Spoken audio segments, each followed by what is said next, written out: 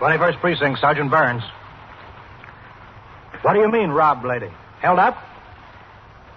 Oh, burglars. Well, when did this happen? Was during the night? Yeah. Yes, ma'am. You're in the muster room at the 21st Precinct, the nerve center. A call is coming through. You will follow the action taken pursuant to that call from this minute until the final report is written in the 124 room at the 21st Precinct. All right, I'll send the officers right over there. Yeah, they'll be there right away. You just wait for them. What? Oh, yeah. You're welcome. 21st Precinct. It's just lines on a map of the city of New York. Most of the 173,000 people wedged into the 9/10 of a square mile between Fifth Avenue and the East River wouldn't know if you asked them that they lived or worked in the 21st. Whether they know it or not, the security of their home is the job of the men of the 21st Precinct. The 21st, 160 patrolmen, 11 sergeants, and 4 lieutenants, of whom I'm the boss. My name is Kennelly, Frank Kennelly. I'm captain in command of the 21st. I was working my day tour, 8 a.m. to 6 p.m. A light rain had fallen early in the morning, and the temperature had suddenly dropped, making the streets icy and treacherous. At 7:35, after I changed to my uniform, I sat in my office to begin reading and signing the reports and communications that had accumulated since I was last on duty 24 hours earlier. At 2 minutes to 8, Sergeant Burns on TS rang into my office and told me the 8 to 4 platoon was ready to turn out. Lieutenant Gorman, the desk officer, pressed a button that rang a bell in the back room, and the 47 men who would patrol the streets of the 21st for the next 8 hours marched out in a military manner and formed ranks in front of the desk. As I walked out of my office, I crossed the muster room and went behind the desk where the roll call for entry in the blotter was being made by Lieutenant Gorman. Turner. Here. Underwood. Here.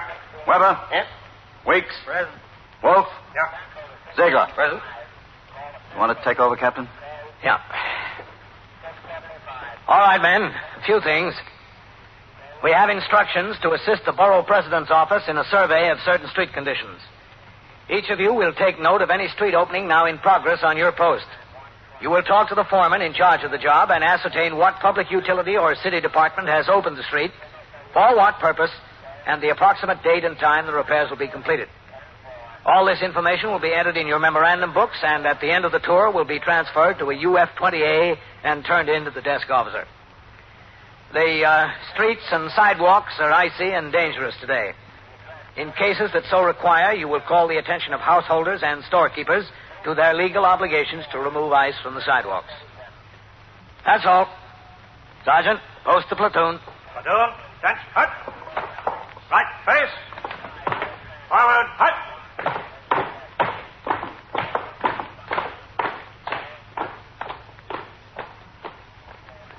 I'll be in my office, Lieutenant. Yes, sir. Sergeant. Yes, sir? Go ahead, take the call. Yes, sir.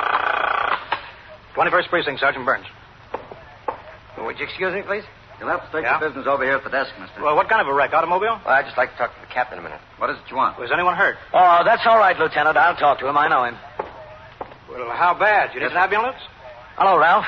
What can I do for you? Captain, how are you? Oh, I'm fine. When did you get out of the service? Oh, 2 or 3 months ago. Yeah? I'm in business again over at 690 East 7th. I opened a little radio and TV repair shop. Well, what hospital? Oh, yes. I think I passed the place. I didn't know it was yours. The officers over there right away.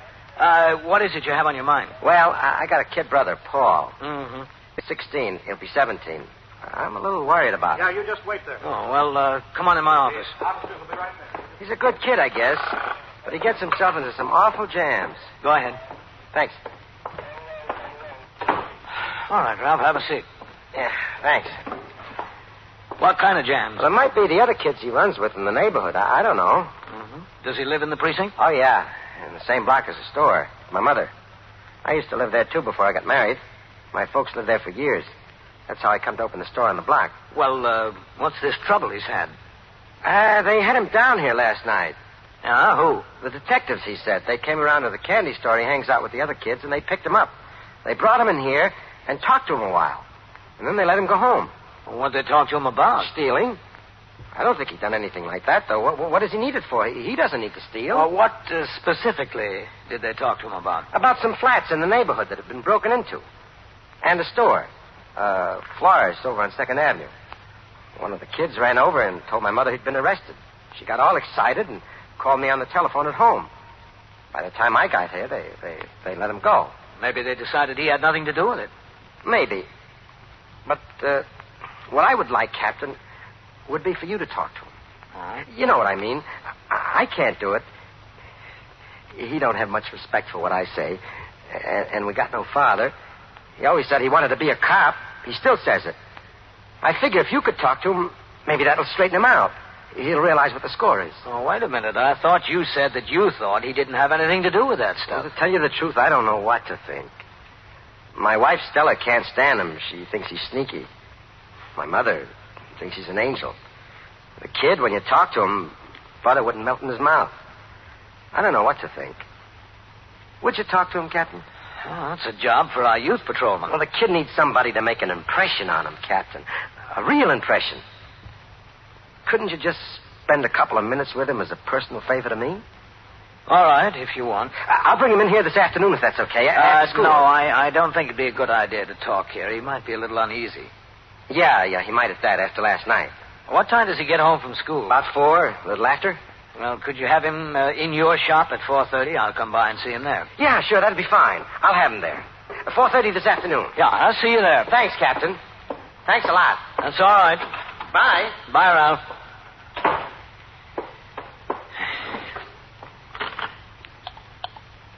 21st Precinct, Sergeant Burns. Sergeant, ring the detectives for me. Yes, sir.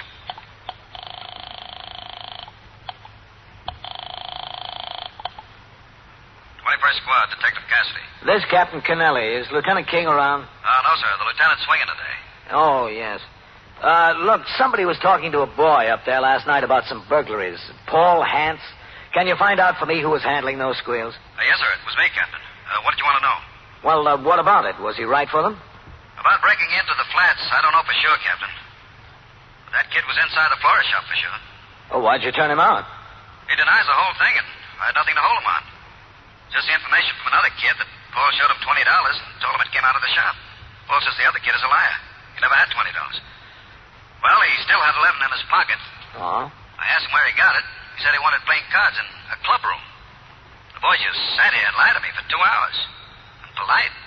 You never met anyone so polite. He's the politest liar I ever saw. What are you doing about him, Cassidy? Well, I'm going to keep my eye on him and talk to him after every break-in. His brother wants me to talk to him. See if I can straighten him out. Does he? Yeah. I'm going to see him this afternoon. Well, I wish you luck, Captain. That boy's a walking corkscrew. At 4:15, sector car number 3 came by the house and drove me to 690 East 70th Street, an old law tenement building. The first floor had been converted to commercial purposes. The front rooms on one side were occupied by a beauty parlor. Those on the other by Ralph Hance radio repair shop. I walked up the stoop and into the hall. Through the glass door, I could see a young woman sitting at the counter, thumbing through the pages of a magazine. Hello. Oh, hello. You're that captain. Captain Kennelly, yes. Ralph's in the back. I'm his wife. Ralph! Let me turn this thing off. Ralph, that captain's here. All right. He's back there working on a rush job. The customer wants it back in time for the fight tonight. You're going to talk to the kid, huh? Paul. That's right. You're wasting your time. Ralph! All right. He'll smile at you and say, yes, sir, no, sir, and he'll go right out and do what he pleases. Boy, look at that casserole. The magazine gives you a recipe and a picture in color and tells you how to make it in every detail. You think it ever turns out like the picture? Never. Ralph! 1 second. You know, that kid's been lying and stealing since he was able to walk. He's just rotten, through and through. But don't quote me. Ralph's mother will jump down my throat. She thinks he's an angel. Excuse me, Captain. That's all right. I was soldering a new condenser in the radio. I couldn't let it go. Sorry. Well, where's Paul? He'll be here. Well, the captain's a busy man. Paul should be here waiting for the captain instead of the captain waiting for Paul. Oh, it's just 4:30. It's a waste of time and effort with that kid. How do you know it's a waste of time and effort? He's no good. Now, you got no right to say that, Stella. Just because some kid in the neighborhood is mad at Paul and lied to the police about him, you got no right. The detectives let him go, didn't they? Just because they couldn't prove it.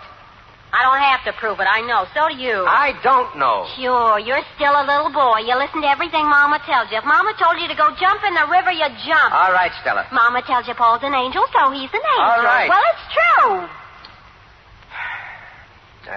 I'm sorry, Captain. That's all right, but instead of arguing over what the truth is, I think we'd all do better for him if we pay a little more attention to the future. The boy needs help. Whether he's guilty or not, he's been suspected, been questioned by detectives. That might have some detrimental effect in itself.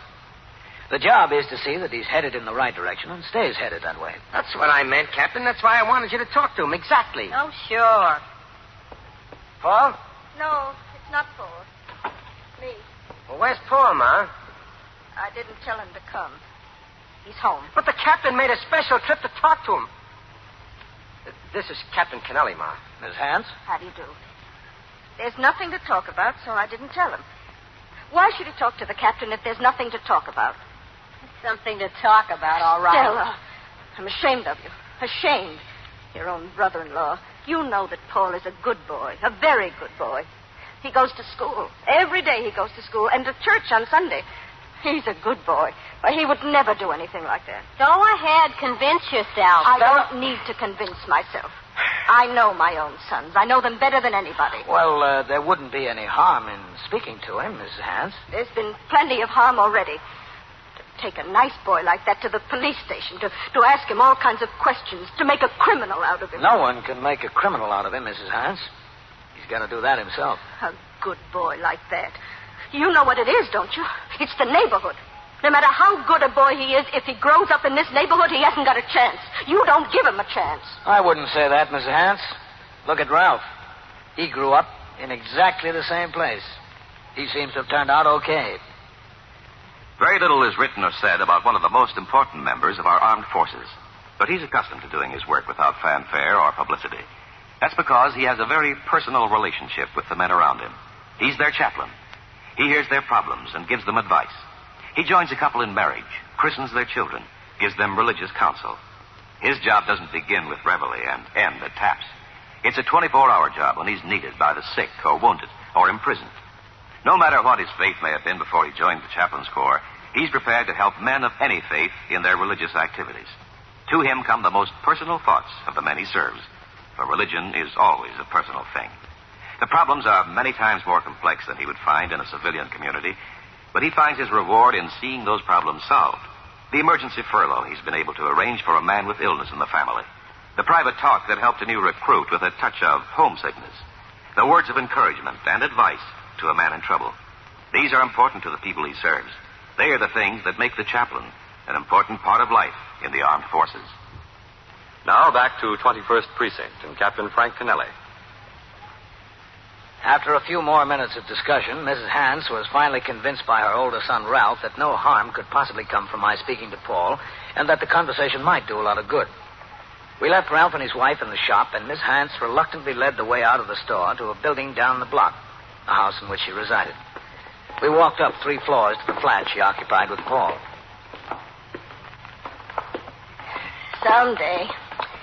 Someday, if my sons ever become successful enough, maybe I'll live in a house with an elevator. Someday. Well, I hope so. A nice kitchen with a brand new icebox. He's in the kitchen with his homework. You'll see. He's doing his homework. He don't wait until the last minute late at night to do it. As soon as he comes from school. Well, that's a good boy, isn't it, if he's prompt with his homework? Well, it's a good sign. You'll, let me talk to him alone, Miss Hans. I think that would be best. Oh, yes, sure. I got some ironing in the bedroom to do. Fine. Got my keys someplace. Yeah, here it is.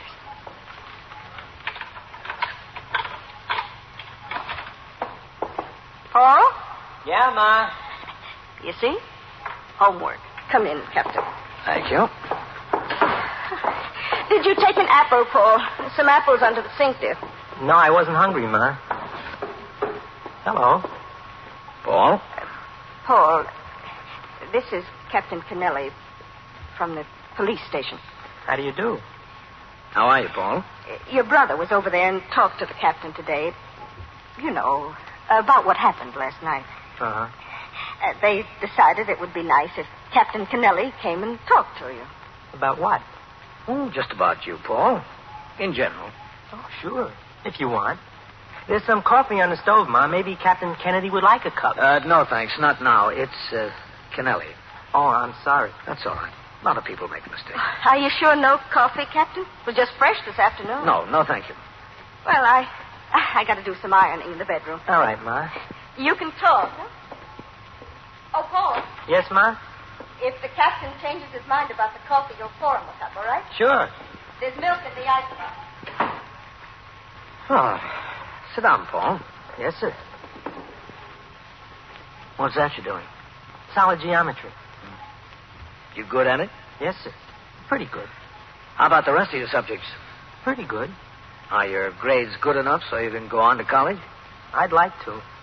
But I don't know. Ralph has got a lot of responsibilities now.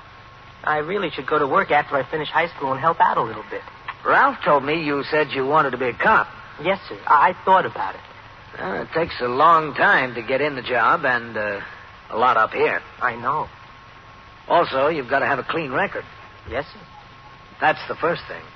Without that, nothing else does you any good. What happened last night won't show up against me, will it? They just took me down to the police station and talked to me. I didn't know anything about breaking into any stores or anything like that. No, that won't count against you. There've got to be convictions. Oh. Would you like an apple, Captain? No, thank you, Paul. I think I'm ready for one myself now. All right, go ahead. I tell Ma she ought to keep him in the icebox. She's been keeping him under the sink for years. I guess it's hard to change habits. It is, yes. You sure, Captain? No apple? Positive. Still no coffee either, huh? No. It'll only take a second. No, I don't care for any, thanks. Okay. Really good. As a matter of fact, a conviction wouldn't only hurt you as far as getting on the cops is concerned. It'd make it kind of rough for you all around. Yes, sir, I know. Of course, there's case after case of boys getting in trouble and straightening themselves out afterwards. And a lot of them never get straightened out, huh? That's right. Never.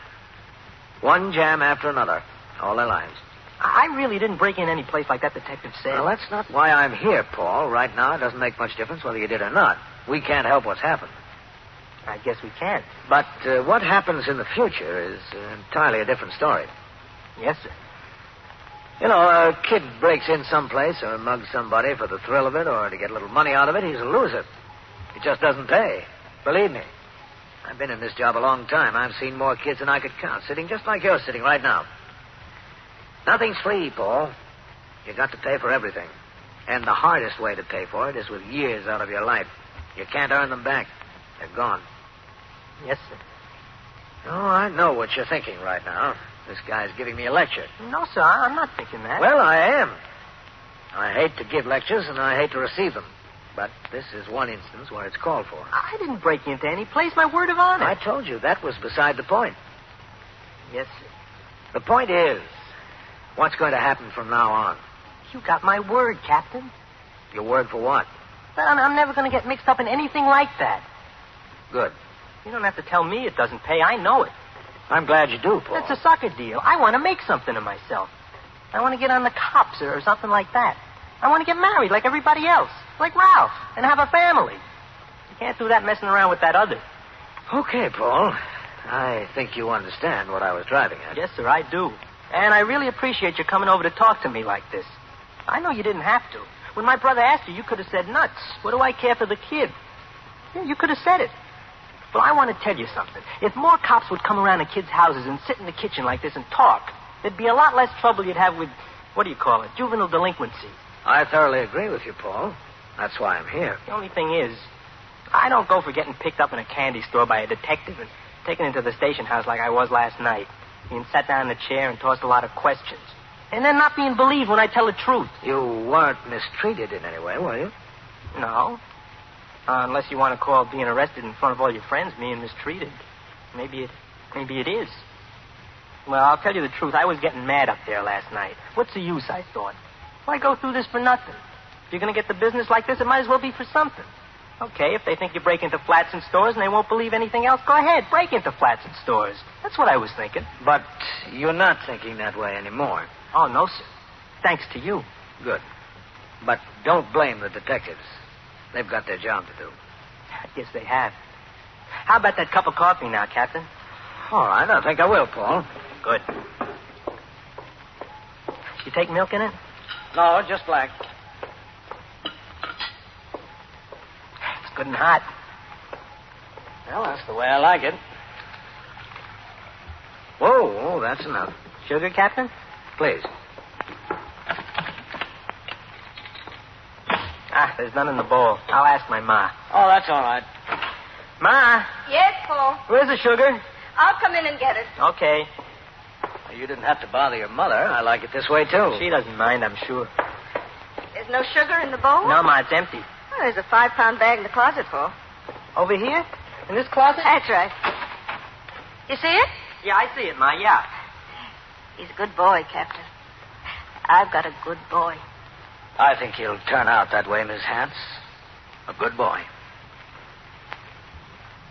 It was 5:15 when I returned to the station house. I signed the blotter and went into my office to read and sign reports and communications that had accumulated during the tour. At 6 o'clock, I changed from my uniform to civilian clothes and walked out into the muster room. Oh, Captain. Did you get to talk to the Hance kid? Yes, I spent about a half an hour with him at his house. What do you think? I think he might turn out all right. For you, Captain? Yeah. He's an intelligent kid. Told me he wants to do the right thing. Seems to know the direction he's headed in. Yes, sir, that's the trouble. He knows, but we don't.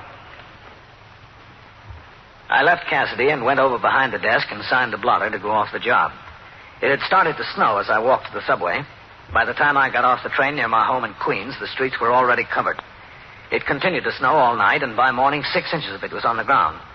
I was due back on the job at 4 p.m. the next afternoon, but because of the weather, I started out a little early. I got into the station house at 3:25 and walked toward the desk to sign the blotter. Hello, Captain. Oh, Sergeant, what's doing? Oh, it was a quiet tour. Good. Except for the weather. I'll sign the blotter. Yes, sir. All right. 21st Precinct, Sergeant Burns. Hello, is Captain Kennelly there? Oh, he's busy right now. Who's this calling, please? This is Ralph Hance. Ralph who? Hance. H-A-N-T-S? He knows me. I was there yesterday. He was to my shop. It's very important.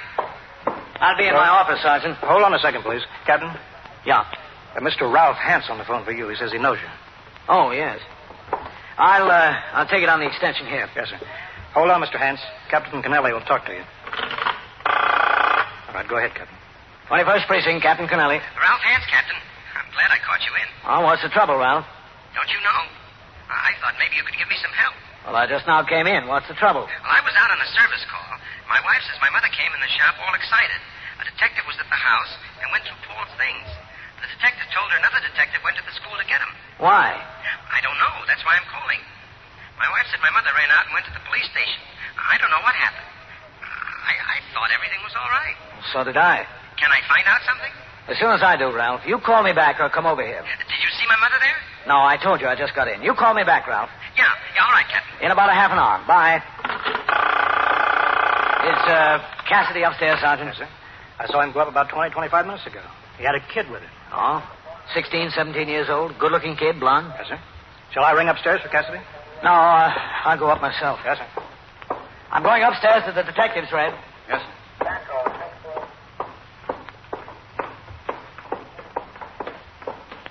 Captain. Huh? They took Paul again. They got him up there, up in the detectives. All right, Miss Hance. You said it was all right. You said he was a good boy. I'm going up to find out about it now. Please, Captain, tell them he's a good boy. He is. He did nothing. Now, look, Miss Hance, there's nothing you can do here now. You better go on home. Yes, that's what the detectives told me, but there must be something. There must. You better go on home. I spoke to Ralph, and he's going to call me back. Oh, my poor boy. When he does, I'll tell him everything I can find out. Now, you better go on home. You tell Ralph. You tell him. I will, yes.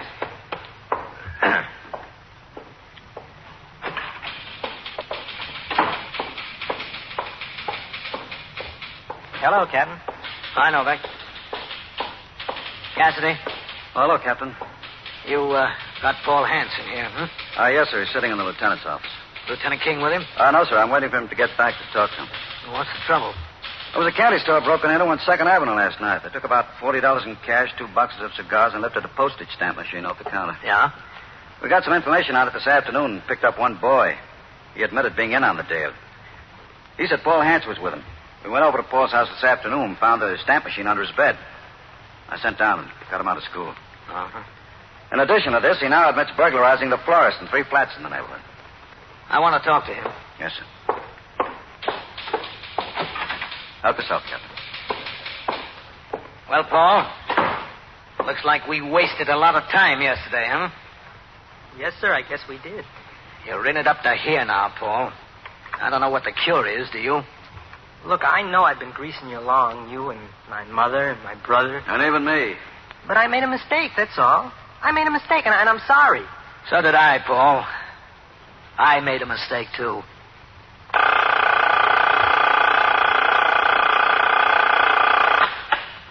'21st Precinct, Sergeant Burns. Who's shot? Well, where is this? Wait just a minute. Don't talk so fast. That's 3422, is that right? Yeah? In a restaurant. Well, who shot him? Oh? Yeah. Well, who are you? All right, now, just take it easy. Calm down now. Talk slowly. All right. And so it goes, around the clock, through the week, every day, every year. A police precinct in the city of New York is a flesh and blood merry-go-round. Anyone can catch the brass ring, or the brass ring can catch anyone. 21st Precinct, a factual account of the way the police work in the world's largest city, is presented with the official cooperation of the Patrolmen's Benevolent Association, an organization of more than 20,000 members of the Police Department, City of New York. Everett Sloan in the role of Captain Kennelly. Featured in tonight's cast were Eileen Palmer, Bryna Rayburn, Wendell Holmes, Joe DeSantis, Santos Ortega, and Martin Newman. Written and directed by Stanley Niss. Produced by John Ives. Art Hannes speaking.